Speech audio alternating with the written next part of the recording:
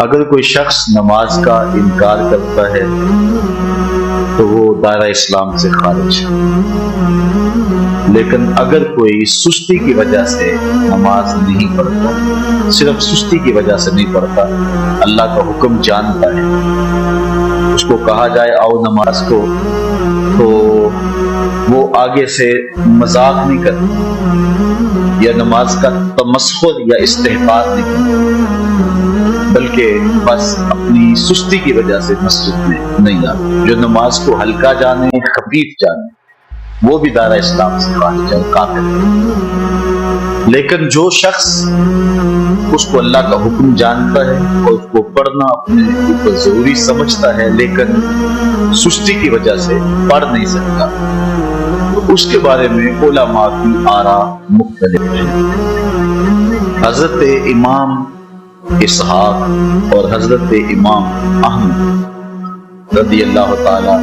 عنہما آپ تو فرماتے ہیں کہ ایسا شخص کافر ہے اور اس کو قتل کرنا واجب ہے۔ حضرت امام مالک کا قول ہے کہ، اور امام شافعی کا بھی یہی قول ہے، وہ بھی کہتے ہیں کہ اس کو قتل کیا جائے گا اور بطور حد قتل کیا جائے گا۔ حضرت امام اعظم امام ابو حنیفہ علیہ رحمہ آپ فرماتے ہیں کہ بے نمازی کو قتل نہیں کیا جائے گا، بلکہ اس پر تعزیر نافذ ہو۔ یہ حاکم وقت کی ثوابدید پر ہے کہ وہ اس پر کیا سزا دے، اور فرمایا اس کو 7 قید کیا جائے اور توبہ کے لیے اس کو زور دیا جائے، اگر وہ توبہ کر لے تو اس کو قید سے باہر نکال لیا جائے گا، ورنہ اس کو قید رکھا۔ صحابہ کہتے ہیں کہ ہم کسی عمل کے تارک کو کافر نہیں سمجھتے تھے سوائے نماز کے تارک، اور آقا کریم علیہ السلام کا ایک فرمان ہے، من ترک الصلاۃ متعمدا فقد کفر جہارا، جس نے جان بوجھ کے نماز چھوڑی اس نے اعلانیہ کفر کیا۔ امام اعظم امام ابو حنیفہ علیہ رحمہ وہ فرماتے ہیں کہ یہ حدیث محل ترہیب میں ہے، گویا اس نے کافروں والا کام کیا، اس لیے آپ یہ فتویٰ دیتے ہیں کہ اس کو قید کیا جائے گا اور نماز کی پابندی کا زور دیا جائے گا، اور وہ توبہ کرے تو اس کو چھوڑ دیا جائے گا۔ لیکن باقی ائمہ بعض کہتے ہیں اس کو حداً قتل کیا جائے، اور امام اسحاق اور امام احمد کہتے ہیں اس کو قتل کرنا واجب ہے۔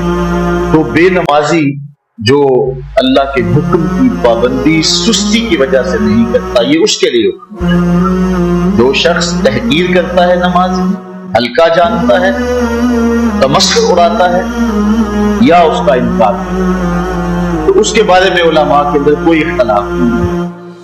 وہ ائمہ اربعہ کے نزدیک کافر ہے، دائرہ اسلام سے خارج ہے، مرتد، لیکن سستی کی وجہ سے نماز نہ پڑھنے والا، اس کے بارے میں علماء کا یہ قول۔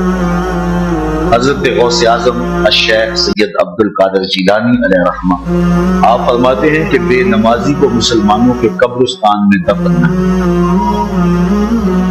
حضرت سلطان باہو علیہ رحمہ آپ کا قول ہے کہ بے نمازی سے خنزیر بھی پناہ مانگے۔ حضرت شیخ سعدی شیرازی فرماتے ہیں بے نمازی کو قرض نہ دو، جو اللہ کا قرضہ ادا نہیں کرتا تمہارا قرض کیسے لوٹائے۔ اب آئیے ہم حضور علیہ السلام کے فرامین دیکھتے ہیں اس حوالے سے۔ حضرت جابر بن عبداللہ انصاری رضی اللہ تعالی عنہ سے مروی ایک روایت، جس کو امام ابو داؤد نے روایت کیا، امام نسائی نے روایت کیا، دیگر محدثین نے روایت کیا۔ آقا کریم نے ارشاد فرمایا بین الرجل و بین الکفر ترک الصلاۃ، آدمی اور کفر کے درمیان ترک صلاۃ، یعنی بندہ مومن اور بندہ کافر کے درمیان ترک صلاۃ، جو نماز پڑھتا ہے وہ مومن ہے اور جو نماز نہیں پڑھتا تو وہ کافروں والا کام کرتا ہے، یا دیگر ائمہ کے نزدیک وہ کافر ہے۔ یہ ترغیباً نہیں بلکہ یہ حکم ہے۔ اور حضرت نبی رحمت صلی اللہ علیہ وسلم کا ایک دوسرا فرمان ان الفاظ کے ساتھ ہے: بین الرجل و بین الشرک والکفر ترک الصلاۃ، شرک و کفر اور بندہ مومن کے درمیان نماز ترک۔ حضرت امام ابن ماجہ نے ان الفاظ کے ساتھ روایت کو نقل کیا ہے: بین الکفر والایمان ترک الصلاۃ، ایمان اور کفر کے درمیان نماز کا ترک کرنا۔ اور آقا کریم علیہ السلام کا وہ فرمان جو حضرت انس سے مروی ہے، اس کو طبرانی نے اپنی موجم میں لکھا بھی آپ کے سامنے میں نے رکھا کہ حضور نے فرمایا: من ترک الصلاۃ متعمدا فقد کفر جہاد، جس نے جان بوجھ کے نماز چھوڑی اس نے اعلانیہ کفر کیا۔ حضرت ابو ہریرہ رضی اللہ تعالی عنہ سے ایک روایت ہے، وہ فرماتے ہیں: لا سہم فی الاسلام لمن لا صلاۃ ولا صلاۃ لمن لا وضوء لہ، کہ اس شخص کا اسلام میں کوئی حصہ نہیں ہے جو نماز نہیں پڑھتا، اور اس شخص کا نماز میں کوئی حصہ نہیں ہے جو وضو نہیں کرتا۔ وضو کے بغیر نماز نہیں ہوتی اور نماز کے بغیر اسلام نہیں ہوتا۔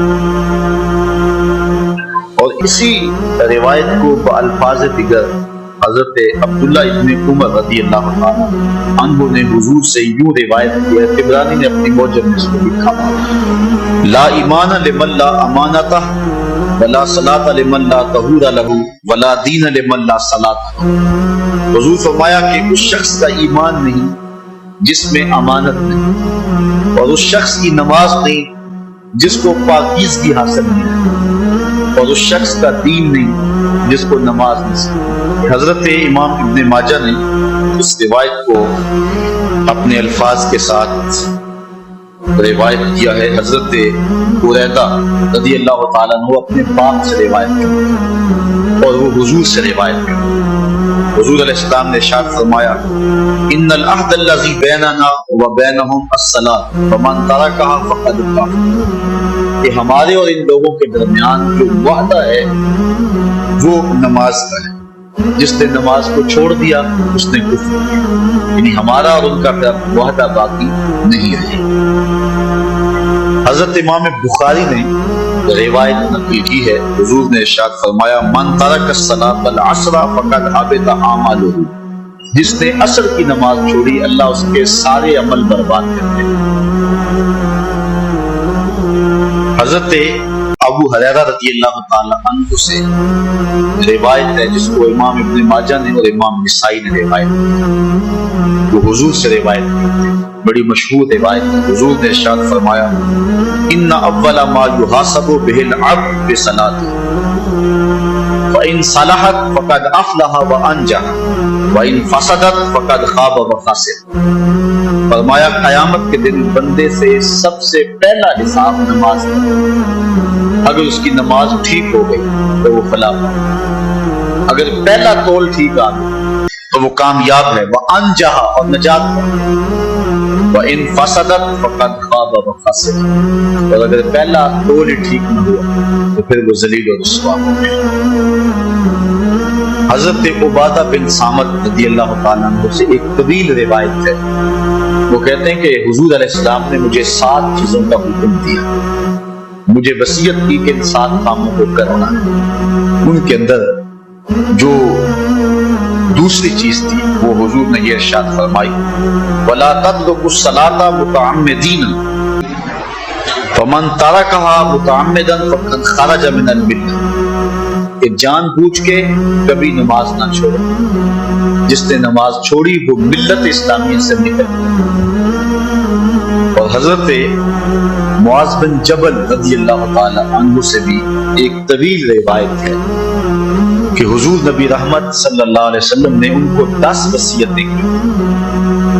حصول برکت کے لیے یہ ساری حدیث میں آپ کے سامنے رکھ دیتا ہوں۔ کہتے ہیں: اوصانی رسول اللہ صلی اللہ علیہ وسلم بعشر کلمات، حضور نے مجھے 10 باتیں ارشاد کی، حکمت سے بھری اور رحمتوں سے بھری ہوئی ایک ایک بات، ان کے بول بہاروں جیسے اور اصحاب ستاروں جیسے۔ اتنا خوبصورت کلام، لہو خورشید کا ٹپکی اگر ذرے کا جگر جی۔ حضور نے 10 باتیں حضرت معاذ بن جبل رضی اللہ تعالی عنہ کو بطور وصیت ارشاد کہتے ہیں قال حضور نے مجھے کہا ارشاد کیا لا تشرک باللہ شیئا وان قتلت وحرقت اللہ کے ساتھ کسی کو شریک نہ ٹھہرا اگرچہ تجھے قتل بھی کیا جائے اور تجھے آگ میں جلا بھی دی کبھی بھی اللہ کے ساتھ شریک نہ ٹھہرا دوسری بات حضور نے مجھے یہ ارشاد فرمائی ولا تعص والدیک وان امراک ان تخرج من اہلک ومالک اپنے والدین کی کبھی نافرمانی نہ کر اگرچہ تجھے حکم دیں کہ اپنے مال کو اور اپنے بچوں کو لے کے گھر سے نکل تو کہا یہ کر لینا نکل جانا لیکن والدین کی نافرمانی نہ کر تیسری بات حضور نے ارشاد فرمائی ولا تترکن صلاۃ مکتوبا متعمدا فإن من ترك صلاة مكتوبة متعمدا فقد برئت منه ذمته فرمایا اے معاذ بن جبل فرض نماز جان بوجھ کر کبھی بھی نہ چھوڑ زندگی میں کبھی نہ ہو کہ تجھ سے فرض نماز چھوڑ اس لیے کہ جس نے فرض نماز جان بوجھ کے چھوڑ دی اللہ اور اس کے رسول نے اس سے اپنا ذمہ اٹھا لیا اب وہ جدھر مرضی جائے اللہ نے جو ذمہ لیا ہوا ہے مومن کا اللہ اٹھا چوتھی چیز حضور نے جو ارشاد فرمایا ولا تشربن خمرا فإنه راس كل فاحشة اے معاذ بن جبل زندگی میں کبھی بھی شراب نہ پینا ہر بے حیائی کی جڑ ہے اور بنیاد ہے پانچویں چیز کہتے ہیں حضور نے جو مجھے ارشاد فرمائی وہ یہ تھی وَإِيَّاكَ وَالْمَعْصِيَةَ فَإِنَّا بِالْمَعْصِيَةِ هَلَّا سَخَطُ اللَّهِ کہا کبھی اللہ کی نافرمانی اللہ کی نافرمانی سے اللہ کی ناراضگی مول لینے والی اللہ تعالیٰ کی معصیت سے اس کی ناراضگی جائز ہوگا یہ حلال اور چھٹی چیز کہتے ہیں حضور نے وہ ارشاد فرمائی وَإِيَّاكَ وَالْفِرَارَ مِنَ الزَّهْرِ وَإِنْ هَلَكَ النَّاسُ کہا جب محاذ پہ ڈٹا ہونا تو کبھی پیٹھ نہ پھیر اگرچہ لاشیں جو ہیں وہ گر رہی ہوں اور لوگ ہلاک ہو رہے ہوں سارے لشکر کے ہلاک ہو جانے کا ڈر بھی ہو لیکن کہا معاذ بن جبل میں تمہیں وصیت کرتا ہوں کبھی پیٹھ پھیر کے بھاگنا نہیں ہے حضور نے کہتے ہیں مجھے جو ساتویں چیز ارشاد فرمائی وہ یہ تھی وَإِنْ أَصَابَ النَّاسَ مَوْتٌ فَاصْبِرْ اگر تو کسی ایسے علاقے میں رہتا ہو جہاں موت آ جائے کوئی بیماری آ جائے موت والی کوئی علاقہ چھوڑ کے بھاگنا نہ وہیں رہے تیری قسمت میں زندگی ہوئی تجھے کوئی موت دے نہیں سکتی اور اگر موت تیرے لیے لکھی گئی ہے تو جہاں مرضی چلا جائے تو موت سے بچ نہیں سکتا اس لیے ایسے مقام سے بھاگ کر نہ جانا وہیں ڈٹے رہنا اور وہیں رکے رہنا آٹھویں چیز کہتے ہیں حضور نے مجھے ارشاد فرمائی وَأَنفِقْ عَلَىٰ أَهْلِكَ مِن طَوْلِكَ کہا اللہ نے تجھے جو وسعت دی ہے تجھے جو مال دیا ہے اس کو اپنی اولاد پر کھل کے خرچ کرنا اپنی اولاد سے بخل نہ کر اولاد کے معاملے کے اندر جہاں ان کی ضرورت ہو اس کو کھل کے پورا کر اور حضور نے نویں بات جو ارشاد فرمائی وہ یہ تھی وَلَا تَرْفَعْ عَنْهُمْ عَصَاكَ أَدَبًا اپنی اولاد کو ادب سکھانے کے لیے ڈنڈا نہ چھوڑنا عصا ہمیشہ لٹکا کے رکھنا کوڑا باندھ کے رکھنا اور 10ویں چیز کہتے ہیں حضور نے جو مجھے ارشاد فرمائی وَأَخْفِهِمْ فِي اللَّهِ اپنی اولاد کے دل میں اللہ کا خوف ڈالتے رہیں اللہ کا ڈر پیدا کرنا اپنی اولاد کے انہیں اپنی اولاد کو یونیورسٹی اور کالجوں تک پہنچایا بیرون ملک سے بھی تعلیم دلوائی لیکن اللہ کا خوف نہ سکھایا اللہ کا خوف سکھانا اپنی اولاد ایسے لوگوں کی صحبت میں بٹھانا جن کی صحبت میں بیٹھ کر اللہ کا خوف پیدا ہو ان کو ایسی کتابیں لا کے دے دو کہ جن سے خشیت الہی ان کے سینے میں پیدا ہو اگر تو نے سب کچھ دے دیا عالی نسب بنگلے دے دی اپنی اولاد تو نے جو ہے وہ بہت اچھی تعلیم دلوا دی اپنی اولاد دنیاوی سوسائٹی کے اندر ان کا وقار بہت بلند ہو گیا تو نے سب کچھ دے دیا اپنی اولاد کو اللہ کا خوف نہیں دیا تو کچھ بھی نہیں دیا حضور نے جو 10ویں وصیت حضرت معاذ بن جبل کو کی وہ یہ ہے کہ انہیں اللہ سے ڈراتے رہنا، اللہ تعالیٰ کا خوف، ان کی خشیت ان کے سینے میں پیدا کرنا۔ اللہ اکبر۔ حضور کا ایک اور فرمان سنیے۔ حضور نے فرمایا کہ جو شخص نماز چھوڑتا ہے، ایک طویل حدیث ہے جس کا یہ حصہ ہے، وَقَانَ يَوْمَ الْقِيَامَةِ مَعَ قَارُونَ وَفِرْعَوْنَ وَحَامَانَ وَأُبَيِّ بْنِ خَلَف۔ جو نماز ترک کرتا ہے قیامت کے دن قارون کے ساتھ، فرعون کے ساتھ، حامان کے ساتھ اور ابی ابن خلف کے ساتھ کھڑا کر دیا جائے۔ جس صف میں اللہ کے دشمن کھڑے ہوئے ہوں گے، بے نمازی کو بھی اس صف میں کھڑا کر دیا جائے۔ کتنی رسوائی، کتنی ذلت۔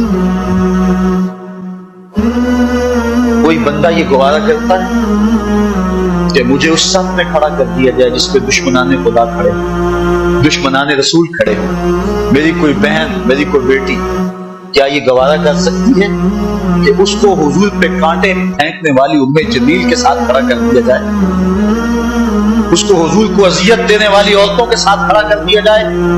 نہ میری کوئی بہن اور نہ کوئی میری ماں اس بات کو گوارا کرتی۔ جب ہم یہ گوارا نہیں کرتے تو پھر ہمیں عزم کرنا چاہیے کہ آج کے بعد نماز نہیں چھوڑیں۔ میں نے کسی جگہ پہ یہ بات بیان کی اور ساری گفتگو اسی عنوان سے ہوئی، ماحول ایسا بنا ہوا تھا۔ تو مجھے بعد میں صابر نامی وہاں کے ساتھی نے فون کیا 2 یا 3 دن کے بعد، کہنے لگا کہ ہماری بستی میں ایک شخص بھی بے نمازی نہیں رہا۔ اس حدیث کا زور اتنا ہے، اس حدیث کا وزن۔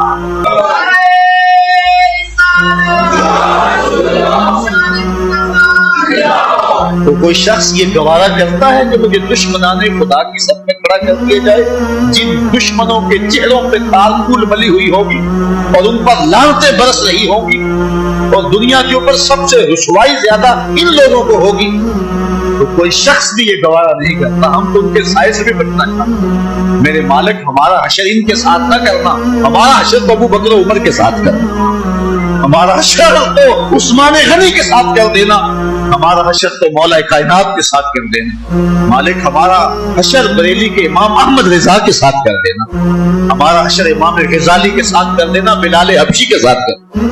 ہماری آرزویں تو یہ ہیں، ہماری تمنائیں تو یہ ہیں۔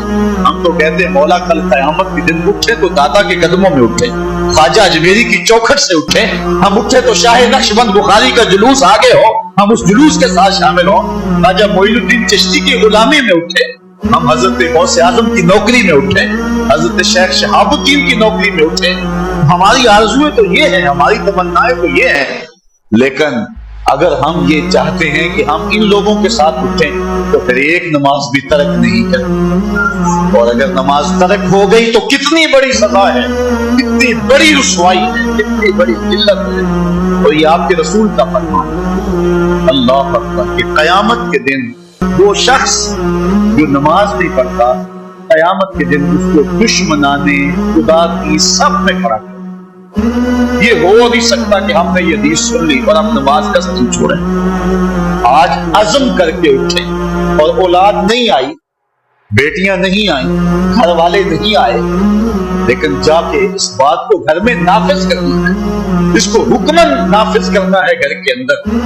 ہمارا گھر ہو رسول اللہ کی امتی کا اور گھر میں کوئی بے نماز ہو، یہ حکم دینا ہے، وَأْمُرْ أَهْلَكَ بِالصَّلَاةِ، میں اپنے گھر والوں کو نماز کا حکم دو۔ اس گھر میں نحوست ہوتی ہے جس گھر میں بے نماز ہے۔ اس لیے آج ہم یہاں سے عزم کر کے جانا ہے کہ آج کے بعد نماز نہیں چھوڑیں گے انشاءاللہ۔ اتنے زور سے کہو کہ شیطان کا کلیجہ پھٹ جائے۔ اللہ ہماری سے انشاءاللہ کو قبول کرے۔ اللہ ہم کو پنجگانہ سجدے کی توفیق۔ اتنا بد نصیب ہے شخص کہ جس کی پیشانی اس کے حضور جھکتی، سارا دن کبھی کسی کو سیلوٹ کرتا ہے، کبھی کسی کو سیلوٹ کرتا ہے، کہتا میرے اس سے بھی تعلق ہونے چاہیے، اس سے بھی واسطہ ہونا چاہیے، اس سے بھی رابطہ ہونا چاہیے، کبھی دنیا میں کام بڑھ جاتا ہے، اس سے بھی تعلق رہنا چاہیے میرا۔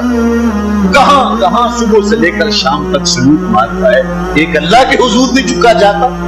اقبال علیہ رحمہ کہتے ہیں ایک سجدہ جسے تو گراں سمجھ 1000 سجدے سے آدمی کو دیتا ہے نجات۔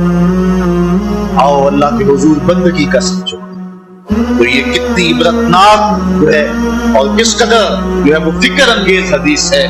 وَقَانَ يَوْمَ الْقِيَامَةِ مَعَ قَارُونَ وَفِرْعَوْنَ وَهَامَانَ وَأُبَيِّ بْنِ أَبِي خَلْفَ۔ وہ شخص بد نصیب لوگوں کے ساتھ کھڑا ہوگا جس کو نماز کی توفیق نہیں۔ آپ نے حدیث علماء سے بارہا سنی، حدیث طویل ہے۔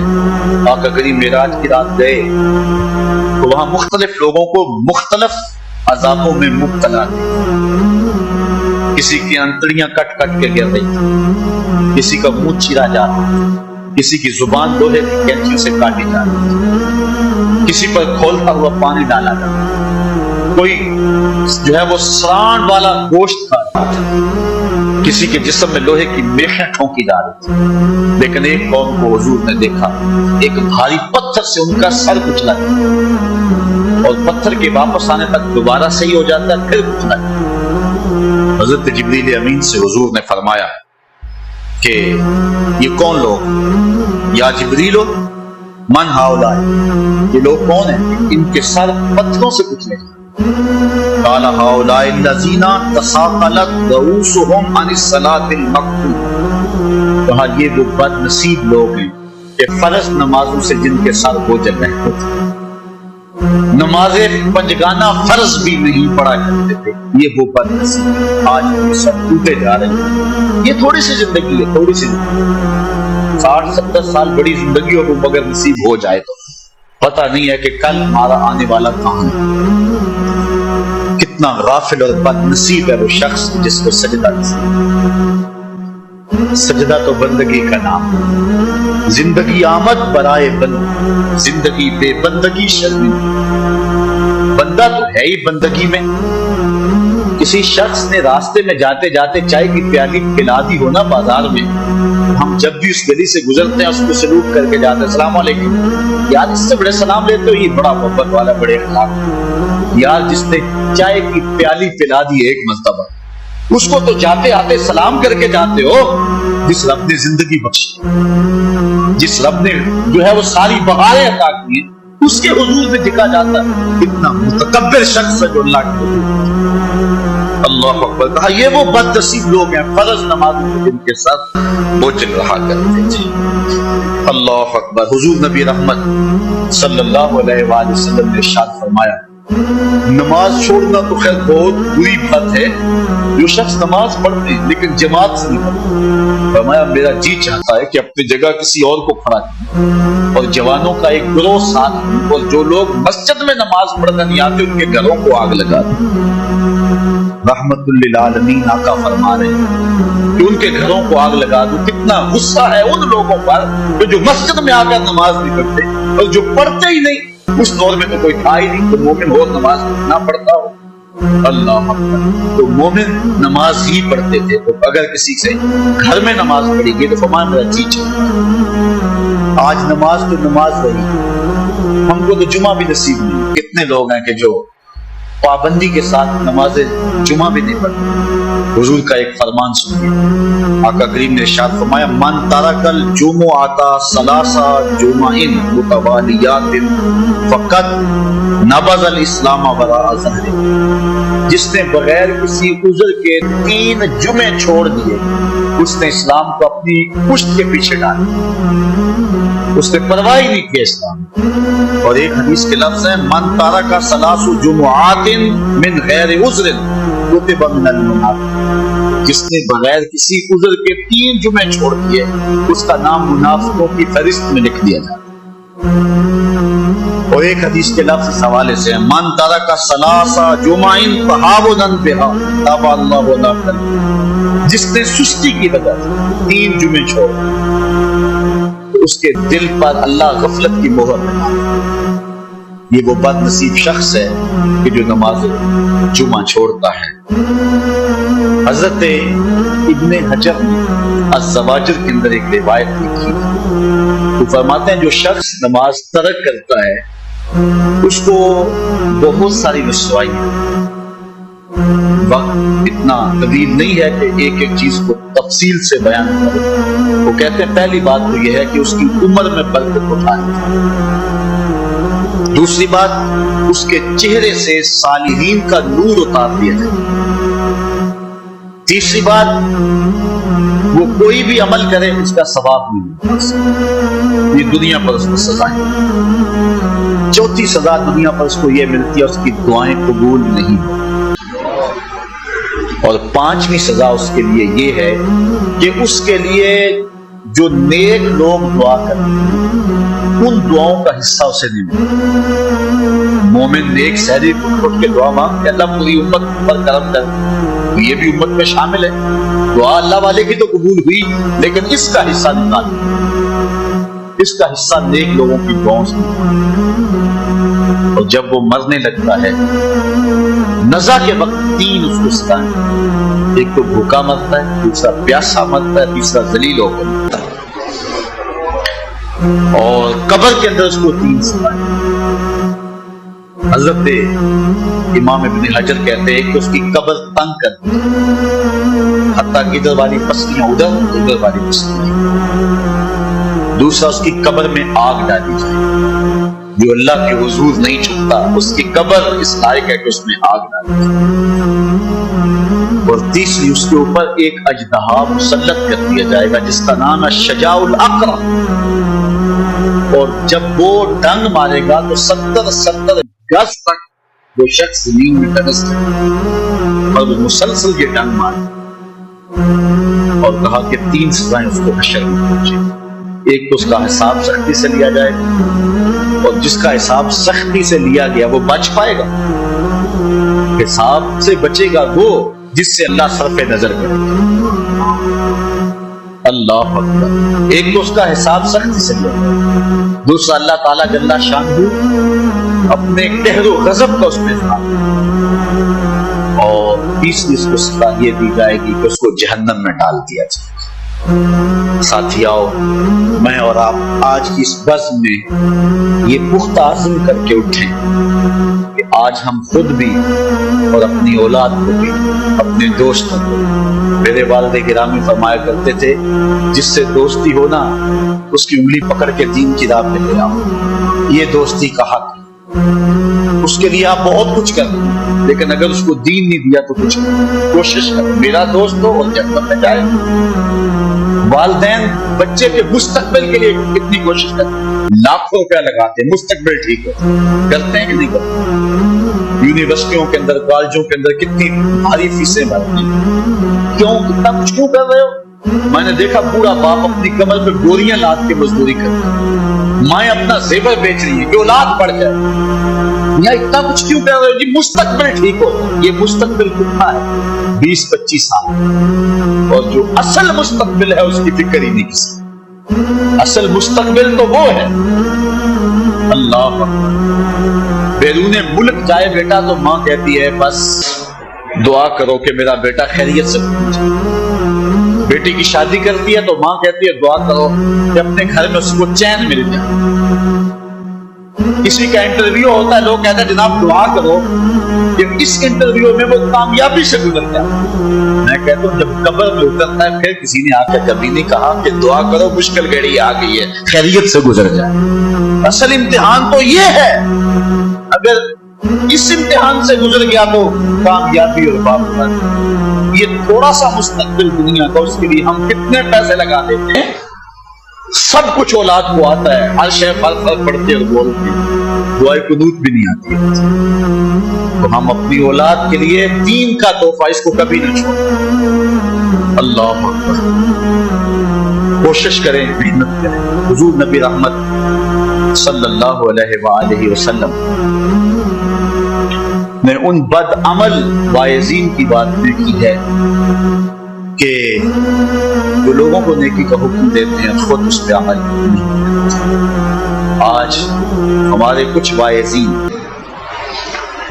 لوگوں کو تو واضح و تلقین اور نصیحت کرتے ہیں اور خود نماز میں سخت سستی کا ارتکاب، اور جس سے قوم کے اندر نماز میں سستی عملاً پیدا ہو. کوئی عرس کی تقریب ہو، کوئی محفل نعت ہو، کوئی جلسہ ہو، کوئی شادی کی تقریب ہو، نماز کے وقت کا پورا پورا خیال رکھا کرے اور اس بات کا لحاظ رکھا کرے. بلکہ ہمارے ہاں ایک عجیب سا فیشن ہے اور عجیب سی بات ہے، میں بڑا حیران ہوا کرتا ہوں کہ عشاء کے بعد جب جلسے ہوتے ہیں نا ہمارے مساجد کے اندر، تو مغرب سے اعلان شروع ہو جاتا ہے آج رات فلاں صاحب خطاب فرمائیں گے، اور پھر جب نماز عشاء ہوتی ہے تو ہمارا نقیب محفل کھولتا ہے لاؤڈ اسپیکر اور وہ اعلان کرتا ہے رات جماعت ہو چکی ہے اب مسجد میں. یعنی یہ نماز کو ہلکا کرنے والی بات ہے. ان کو کہا جا رہا ہے کہ بلکہ بات کو کہہ دیتے ہیں جس کا تمہیں ڈر تھا وہ گزر گئی، اب آ جاؤ، کیا لینا ہے جلسے میں آ کر اگر نماز نہیں پڑھنی ہے. ممبر و محراب کے جو ذمہ دار ہیں ان سے جو ہے وہ عجیب و غریب قسم کی جو ہے وہ حرکات سکانات سے، یہ جو جہل نقیبوں کا ایک قول آ گیا یہ بھی بہت بڑی مصیبت. ایک تو بے تحاشا الفاظ، دوسرا دین کی روح سے ناش ہے. وہ کسی نے کہا تھا نا کہ پہلے حضرت غوث پاک ولی بناتے تھے، چور سے کتا بناتے تھے، آج کل ہم بناتے ہیں. کہا تم کیسے؟ کہا ہمیں پتا ہوتا ہے یہ چور بیٹھا ہوا ہے، ہم کہتے ہیں غوث زمان اور کتبے دوران. بے تحاشا بے تکا انداز، اور پھر دین کی روح سے یہ ناشنائی کہ باقاعدہ اعلان ہوتا ہے جناب بات ہو چکی اب تو آج. تو کیا کرنا ہے ساری رات جاگ کے اگر عشاء کی نماز ہی نہیں پڑھی تو نماز کو ہلکا کیا گیا. اسی طرح جلسہ لمبا ہو رہا ہے اور نماز کا وقت سکھ رہا ہے. ان چیزوں کا التزام کرنا ہم نے کوشش کی. اور یہ بھی ایک مصیبت ہے کہ دربار بڑا اونچا ہے اور مسجد کے اندر جانوروں کی بھیڑیں پڑی ہوئی. حیثیت تو مسجد کی ہے، دربار کی تو سامنے حیثیت. دربار میں 3 کروڑ روپیہ لگا ہوا ہے اور مسجد میں چٹائیاں بھی موجود ہیں. اپنے بھی خفا مجھ سے ہے، بیگانے بھی ناخوش، کہ زہر حلال کو کبھی کہہ نہ سکا کان، بات وہی کہتا ہوں سمجھتا ہوں کسے حق، میں ابلہ مسجد ہوں میں تہذیب کا فرض. ہم نے ان چیزوں کو دیکھا. اچھا بعض والدین کی ایک سستی ہے، وہ آتے جناب تمیز کر دو ہماری اولاد نماز نہیں پڑھتے، بچے نماز نہیں پڑھتے. وہ کہتے جی ہماری تو چلو گزر گئی، ہم تو نہیں پڑھتے یہ تو پڑھیں. میں کہتا ہوں یہ کیوں پڑھیں جب تم نہیں پڑھتے؟ الولد سر لابیہ، بیٹا باپ کا راز ہوتا ہے. تم مجھ سے تعویذ لینے آگے ہو، گھر میں مصلی بچھا کے سجدہ کرو تو تمہاری اولاد بھی تمہارے تتبع میں سجدہ کرنے کی آتا ہے. بچے 7 سال کے ہوں انہیں مسجد میں دو، 10 سال کے نہیں پڑھتے تو ان کو مار کے پڑھتے. اب اولاد ہوگی جوان، خود کبھی سجدہ کیا نہیں، اب کہتے ہیں شاید تعویذ سے کام چل جائے گا. جو تعویذ اللہ کے رسول نے تمہیں دیا تھا کہ 7 سال کے ہوں تو پکڑ کے انگلی مسجد کا راستہ دکھاؤ، 10 سال کے ہو جائیں تو مار کے پڑھو، ان کے سینے میں اللہ کا خوف داخل کرو، ان کو قرآن کی تلاوت سکھاؤ. علموا اولادکم ثلاث خصال، اپنی اولاد کو 3 چیزیں سکھاؤ. حب نبی، ایک اپنے نبی کا پیار سکھاؤ، وحب اہل بیت ہی، رسول اللہ کے اہل بیت کا پیار سکھاؤ، وتلاوت القرآن، اور قرآن کا پڑھنا سکھاؤ. چھین لو سیڑھیاں ان کے ہاتھوں سے گانے والی، چھین لو ان کے ہاتھوں سے جو ہے وہ ناول، اور ان کے ہاتھ میں قرآن دے دو. اتنے خوش نصیب دن تھے، گلیوں سے گزرتے تھے، گھروں سے قرآن کے پڑھنے کی آواز آتی. آج پاپ میوزک کی صدائیں تو آتی ہیں، آج قرآن کی آوازیں. تو یہ عجیب ہے جی ہم نہیں پڑھتے یہ تو پڑھے. میں کہتا ہوں یہ کیوں پڑھے جب تم نہیں پڑھتے ہو؟ تمہارے اوپر کیا فرض ساقط ہو چکا ہے بڑھاپے کی وجہ سے؟ تم بوڑھے ہو کے نہیں پڑھتے ہو، تمہاری اولاد تم چاہتے ہو جوانی میں پڑھ لے. تم خود اللہ کے حضور سجدہ کرو اور پھر دیکھنا تمہاری تتبع میں، تمہاری اتباع میں، تمہاری اولاد بھی تمہاری پیچھے پیچھے. اللہ اکبر. صاحب اس عنوان سے کہنے کے لیے بہت کچھ ہے. اللہ تعالیٰ جل شان کو اپنی رحمت. اعلیٰ حضرت سے 2 لوگوں نے فتویٰ پوچھا. بریلی کا ایک محلہ ہے، محلہ ذخیرہ، اس میں ہادی اسد اور قرب محمد نامی لوگوں نے تنظیم بنائی نماز کی دعوت کے. کچھ لوگ ان کی بات کو نہیں سنتے. اعلیٰ حضرت سے استفتاء کیا، فتاوی رضویہ کہتے ہیں کہ ہم نماز کی دعوت دیتے ہیں، کچھ لوگ اس کے باوجود نہیں آتے، تو حکم شرعی کیا ہے؟ वाला हज़रत फरमाते हैं कि पहले तो नरमी से समझाएं, आओ नमाज की तरफ, नहीं मानते, मुअस्सर लोग डाले जो उनको ये थे हमारे करने वाले काम, हम किन झगड़ों में पड़े, मुअस्सर मुआशरे के लोग तलाश करें और उनको समझाएं, जिनकी वो मानते हैं टालते हैं उनसे समझाएं। आप फरमाते हैं अगर उनके समझाने से भी नहीं समझते तो फरमाया फतवा फिर ये है उनसे बाइकाट करते हैं, उनसे तर्के कलाम करते हैं, उनसे गुफ्तगू छोड़ो। हमने तो कभी बेटों से नहीं छोड़ी गुफ्तगू, बीवी बेनमाज हो हम हर शहर बीवी से बनवा लेते हैं, कभी कहा तेरे हाथ की पक्की रोटी नहीं खाऊंगा अगर तू नमाज नहीं पढ़ती, कभी बेटा कहे अम्मी तो नमाज नहीं पढ़ती मैं तेरे हाथ की रोटी नहीं खाऊंगा। जो माँ बेटे के लिए सब कुछ करती है, कितने दुख झेलती है, किसी के घर के बर्तन मांजने पड़े वो भी मांजती है, क्या बेटे की ख्वाहिश में नमाज नहीं शुरू कर देगी? जब आदत डालेगी तो फिर अल्लाह दिल में भी वो मोहब्बत डालेगा, क्योंकि हमारा तो इतना ही काम है। हजरत बायजीद बुस्तामी ने यही किया था।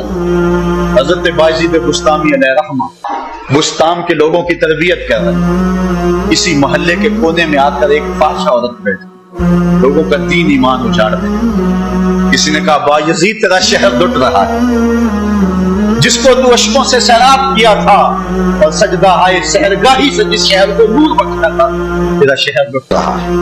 कहा क्या माजरा हुआ? लोगों ने कहा बायजीद बुस्तामी सुबह मुसल्ला उठाया और जाकर उस फाहिशा औरत के दरवाजे पे मुसल्ला बिछा। अब जो भी कहा था बायजीद बुस्तामी को बैठा हुआ देख के रास्ता बदल देता। उसने इंतजार किया, रात के अंधेरे गहरे हो गए, आज कोई कहा कि नहीं आया। उसने खिड़की से झांक करके देखा एक बूढ़ा बाबा बैठा हुआ, हाथ में तस्बीह है, मुसल्ला बिछाया हुआ है। नीचे उतर करके कहा बाबा अल्लाह को याद करने के लिए और थोड़ी जगह है, तुझे मेरे घर की गली ही मिली, मेरा रास्ता रोक लिया।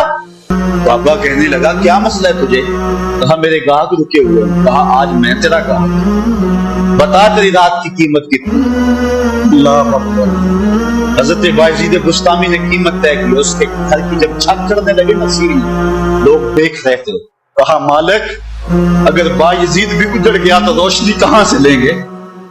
बायजीद भी एक फाहिशा औरत के कोठे पे चढ़ रहा है, अगर ये भी चिराग बुझ गया तो जमाने को उजाला कहां से मिले?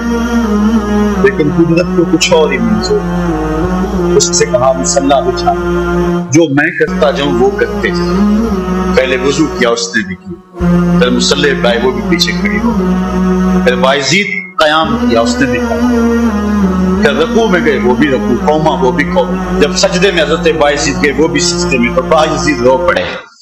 कहा मालिक बायजीद का इतना ही काम था कि इसका सर तेरी चौखट तक झुका दे। मालिक यहां तक लाना मेरा काम था, दिल की दुनिया बदलना तेरा काम। जब वो सजदे में जा रही थी तो फाशा थी, जब सर उठाया वक्त की बलिया बन चुकी। बुजुर्ग क्या कहते हैं, मैं बाजार के किनारे जा रहा था, एक शराबी गिरा हुआ और गंदे पानी से उसका मुंह गंदा हो रहा था। मेरे दिल में रहम आया, एक इंसान है और यूं रुसवा हो रहा है। मैंने गंदी नाली से उसको उठाया और उठा करके जो है वो उसका मुंह धोया और चला गया। मशहूर शराबी था शहर का। कहते हैं सहरी का वक्त हुआ, तहज्जुद के लम्हे आए तो मैं मस्जिद में नमाज पढ़ने के लिए गया, देखा क्या कि वो शराबी मुसल्ला बिछा के बैठे हुए। मैं हैरान हो गया कि ये क्या मजरा हुआ। अभी अब सुबह तो मैंने उसको गंदगी से उठाया है और उसका मुंह धोया है। मैं हैरान हुआ तो हाथम से आवाज आई, मेरे बंदे तूने इसका मुंह धो दिया था, मैंने इसका दिल धो दिया। साहब वो हम अपना काम करें, कोशिश करें, खींच के ले आए किसी को मस्जिद, और फिर देखना रब के रंग, वो बड़ा करीम है, वो बड़ा रहीम है। आइए आज की इस मजलिस में हम ये अज़म लेकर के जाएं। अपने लिए मेरा नहीं ख्याल कि इस बड़े मजमे में कोई ऐसा शख्स अब रहेगा जो नमाज छोड़ सके। इंशाअल्लाह नहीं छोड़ सकेगा अल्लाह की तौफीक से। ये आपकी आंखों में तैरते हुए आंसू गवाही दे रहे हैं कि रसूलुल्लाह की निगाह भी हो रही है और अल्लाह का करम भी उतर रहा है। मेरा नहीं ख्याल के यहाँ से उठकर कोई शख्स जो है जाके नमाज छोड़े, लेकिन अब हमने आगे काम करना है। अपने घरों में, अपनी गलियों में, अपने मोहल्लों के अंदर लोगों को खींच करके मस्जिद का रुख दिखाना है। अल्लाह मुझको आपको अपनी रहमत और करम नवाज़ी का नूर नसीब फरमाए। व आखिर दावाना।